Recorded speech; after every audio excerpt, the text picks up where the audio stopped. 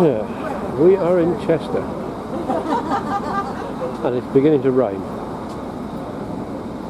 at the wrong time of day. We're just about to start a walking tour, so come with us. I suppose you could call this Chester's first cathedral. Parts of it date back to the 7th century. A stunning doorway. Sadly, there wasn't time to go inside and have a look at this lovely church. However, my good friend Roy Edwards, who many of you will know, was there, I think, either the day before or the day after. I think he followed me up from Stratford-on-Avon. He's a lovely video out, goes right inside the church and other bits of Chester that complement this video quite nicely.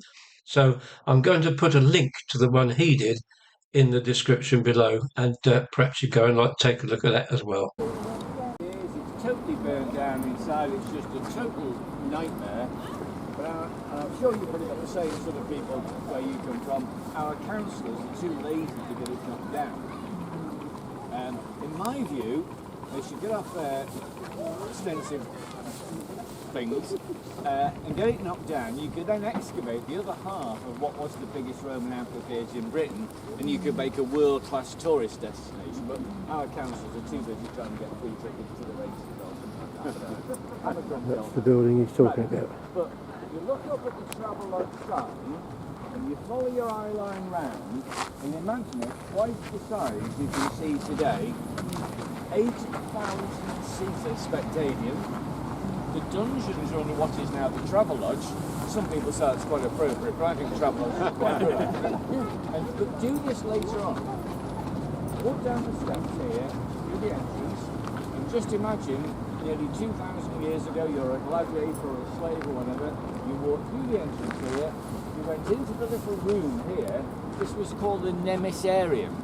Nemesis was the goddess of destiny. You had a quick prayer because you didn't know whether you were going back at night into the dungeons or not. So you had a...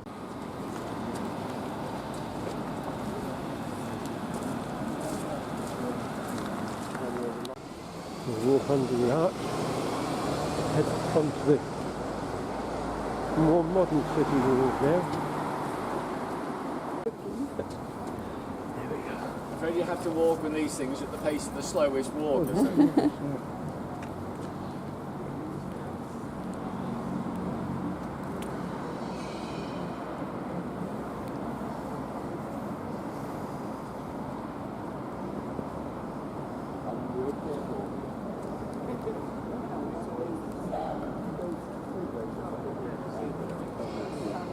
Oh, that looks interesting. Way over there.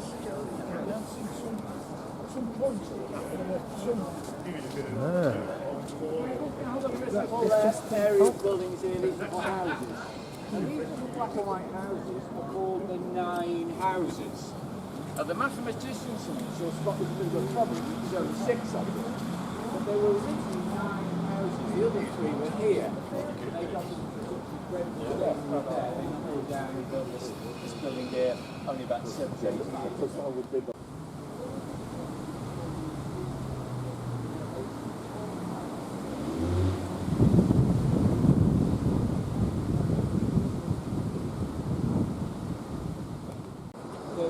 Big buildings with an underfloor central heating system, you had your concrete floor supported on stone stanchions, and you had a fierce fire underneath it. So it heated your concrete floor, and that's part of the hypercourse from the old Roman bathhouse brought out there. I'll show you where you can actually go and see it for real in the city centre. There's a cafe that will let you go down in their cellars and see a real 1800-year-old underfloor central heating system. Quite wonderful, really. We think we're very sophisticated these days if you have a building with underfloor central heating system. Toilets. Of course, it would. The little alleyway. Each of the little buildings has a little hatch at the bottom. So in the early hours of the morning, a chappie called a night soilman would come along and take away the various deposits. It's actually quite ironic when you think people lived here in real poverty. We talk about poverty these days. It really means they can't afford the latest mobile phone, really, but I'm a grumpy old man. But these were real poverty times. And it's quite ironic, because about 200 yards away over there was the Bishop's Palace. The Bishop lived in absolute opulence over there. People live in dire poverty here. So the fun thing these days, of course, these are now classified as Chester townhouses. They're quite expensive. It's strange how it's gone from one extreme to the other, really, but you have to imagine there's a real poverty there these days.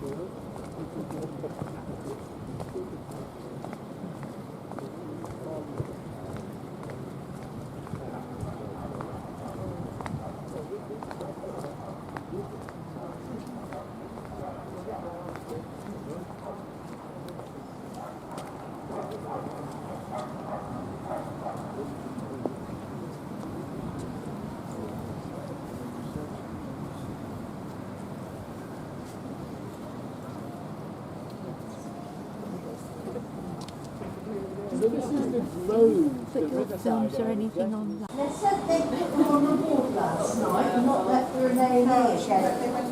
Gosh, steep steps going down. Yeah. I'll go down back, yes.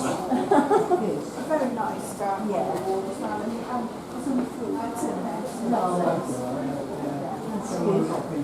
No, of course.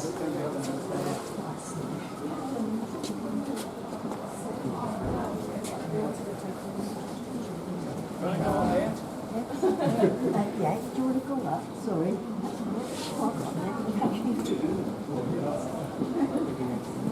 We can hear from you. You want to keep coming? Oh, all right, I'm all right here. I'm listening, don't worry. This is the famous Bridge Street of Chester, one of the four main streets of the city. And we have these famous two-tier levels of shops called the rows that we're in now. You'll notice the shops on the ground floor, you actually step down into them. These are originally medieval merchant cellars. You have to go back a couple of thousand years though, really, because this was, don't forget, one of the four main streets in the Roman Quarter. So we had a huge Roman village on either side here. The Romans stayed in Chester for 300 years, eventually the Europeans took them and they were withdrawn. And for about the next 300 or 400 years, we literally don't know what happened in Chester. The only thing, of course, is that these buildings are occupied for 300 or 400 years, they tend to collapse. So in the medieval period, all the merchants could do was dig a cellar under the rubble. Now, this was still outside selling their goods, and that sadly just went away. So later realised, of course, on the top of the rubble, you could create a shop. So he's now got a cellar down below, and his shop here. And they then thought, if you sank some posts into the street, you can make your bedroom accommodation above. So as a byproduct now, he's got his cellar, his shop, and his bedrooms. And that's why you see all the shops in Chester are very thin, but go back a long way, because everybody wants to have a street frontage. These things are called stallboards. Quite simply, you could sell extra goods from here. On the times of the great medieval fairs, they could rent these spaces out to visiting traders. So it's quite a wonderful system, and that's why we don't worry too much about bad weather in Chester. It's pretty much we can stay warm and dry all day.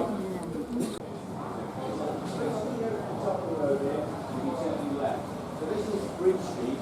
We're going to go down briefly Watergate Street, which goes all the way down to what we now have as the racecourse, but was originally the Roman harbour.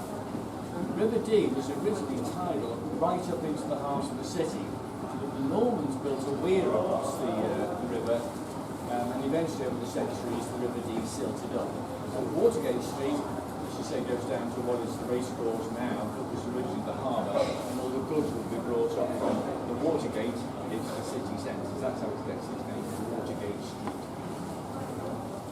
Downstairs, shop here, bedrooms above. But this shop has the most beautiful 14th century fireplace with 17th century plasterwork over it. So go and have a look at the shop later on. It really is quite beautiful. In fact, if you go upstairs, you can look down and see the fireplace even better. It's probably one of the most beautiful fireplaces in Britain.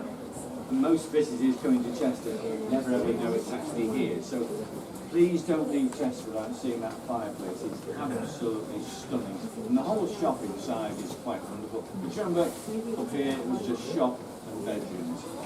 So we're going to walk along here and get...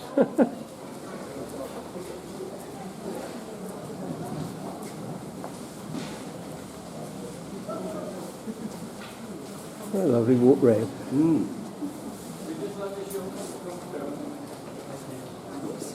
It's there. About 100 yards further down, that's where I was born.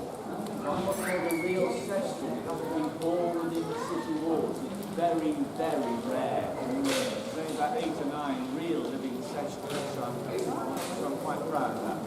But say, as we walk along, just have a look at shops on the ground floor. They're technically called crypts. As we walk along, you can see how deep they go. They do go down a long way, don't they? My word.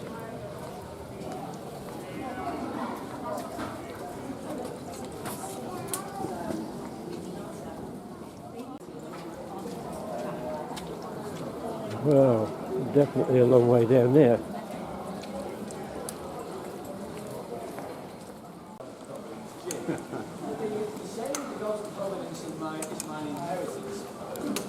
Times of the Great Plague in the 16th century. About half the population of Chester died in the Great Plague. But in this particular house, nobody died. And they said to the owner, how come nobody died in your house? And he said, God's providence is my inheritance. In other words, God was looking after his family. After that, God's providence is my inheritance, put on the shop floor. The Civil War, we were a royalist city, so we fought on behalf of King Charles I. And we were laid siege to for 5 months by the parliamentarians. And when we gave in, they promised they wouldn't destroy anything with religious symbolism. Now what they promised and what they did were 2 different things. They did actually destroy Chester Cross, because in those little niches, there were some little religious holes that would lean to them against the church of Chester Cross, where it should come from. The second town hall, which is beautiful Redbrick building, story house, which is our new library and cinema complex. It burned down in 1862. Town hall, if you didn't hear what he was saying.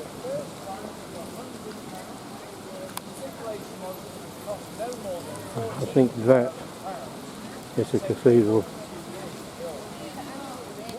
In this, these beautiful medieval roof bosses. Bosses stones are the things that hold the roofs together. But when you think these things are 700 years old and they're still pretty much intact as when they first came here. And that one in the middle, the Grosvenor family, say that it relates to their family. Because the Grosvenor family, Duke of Westminster's mob, who own most of London, say live outside, you'll notice through the generations they have the name Lucas. In fact, the present Duke is Hugh Lucas Grosvenor. Lucas is the Latin name for wolf. And they say that relates to their family because they claim to have come over here with William the Conqueror. As I said before, William the Conqueror sent his nephew, Hugh de Brancho, to Chester to be the first Norman Earl. And the Grosvenor family claim they came up here with him.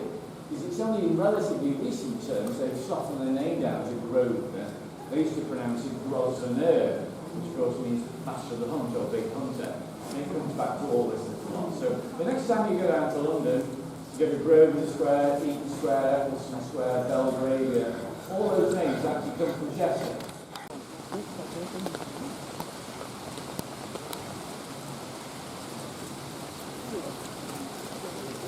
This is the bell tower. I don't know if you've heard what he just said. These are where the bells of the cathedral are rung from. The first freestanding bell tower in Europe. And I think he said 200 or 300 years. Can't remember exactly. And straight ahead, there's the famous clock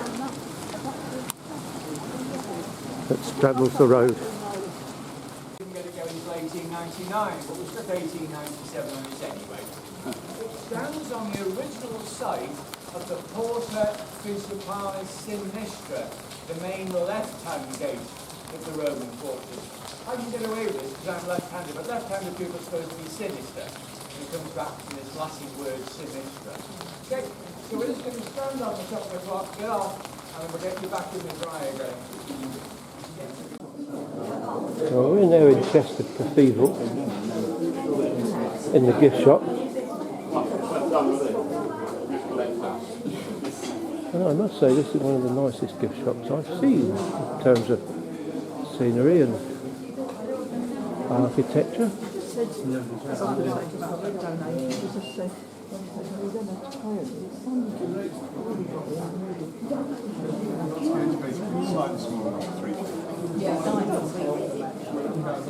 Well, they call this Cafe 1092, so this part of Chester Cathedral dates back to the 11th century. Look at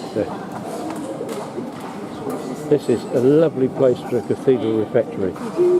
I'm going all posh now. Refectory. Lovely, isn't it? Look at all those up there. Yeah, very nice.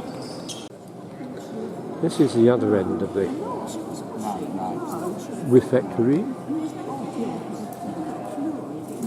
I actually imagine that's fairly modern stained glass up there. The pigments don't look quite bright enough for 12th century stuff, and the designs are a bit modern. But even so, it's a lovely window. I'm sorry, dear, I don't know your name. Ryan. Pardon? Ryan. Ryan. Right. That's what I've got me hearing. I don't know your name.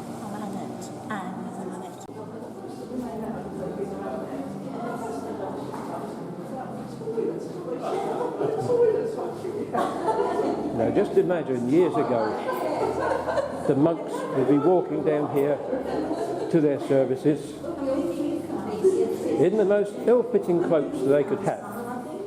They had bad habits even in those days.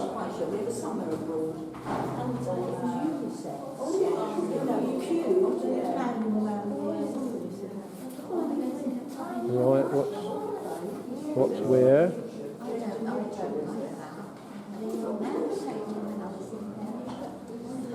Right.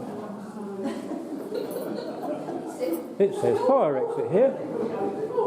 If you're a fire, you must go that way out. Mind you, there's some lovely stained glass windows when you look.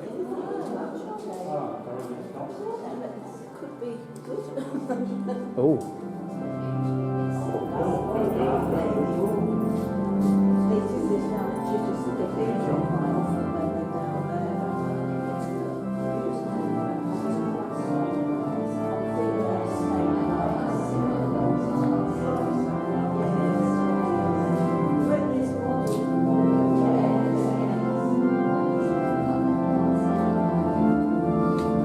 Takes me back to my church choir days.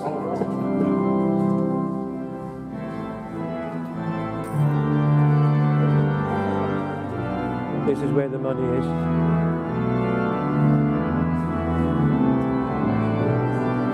Wow.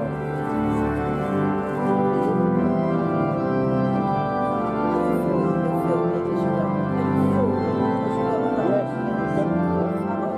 No, don't worry about that at all.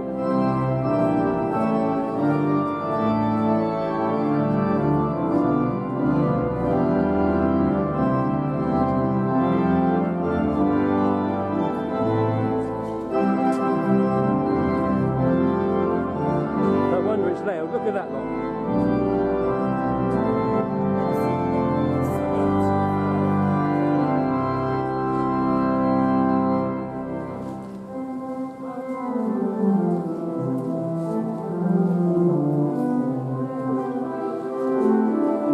What a lovely place. Magnificent.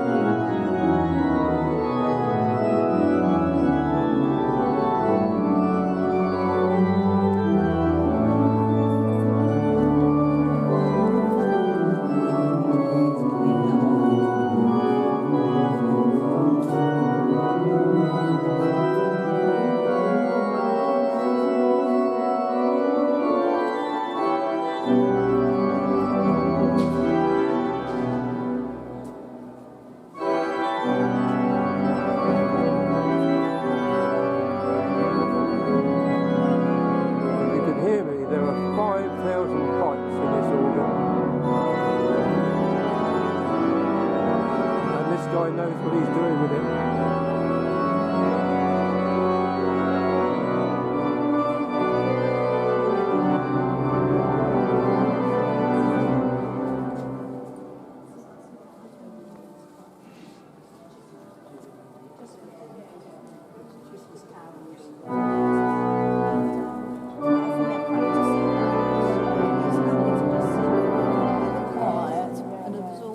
Oh, it's lovely.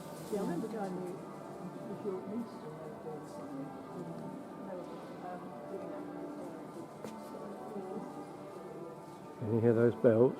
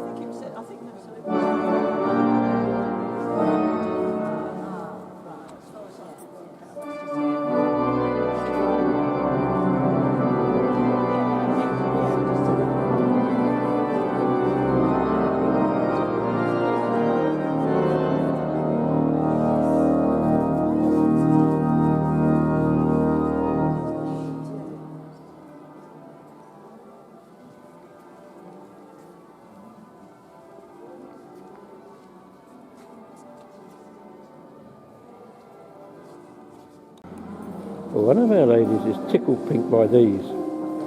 Don't know what they are, but I suspect they could be a Victorian form of heating. But lots and lots of lovely decorative walling there. Very nice. And with that, we have to end our visit to the cathedral. But what a nice visit. The Latin inscription there. Alla Corona Fidissimo. Everybody drinks Corona fizzy drinks.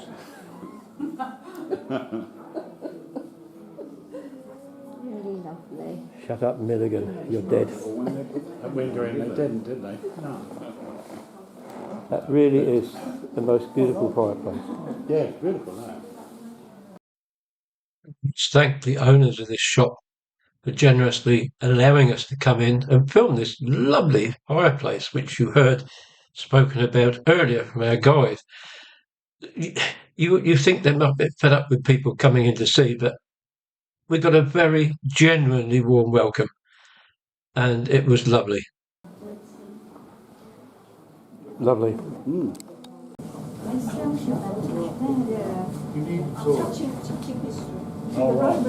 There we go.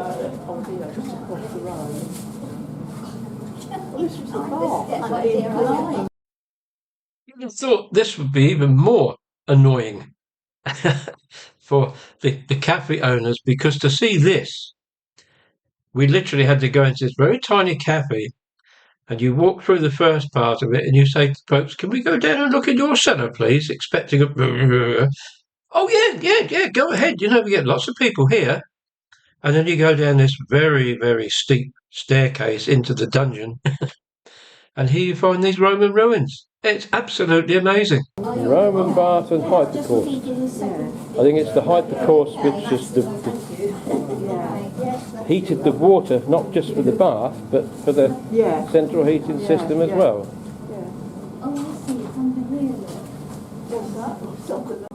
I think this is probably too dark really to film, but inside here it's the chambers where the fires were lit, and they would heat the water or heat the floor to keep people warm. If I come back you can see it a bit better, but sorry it's so dark.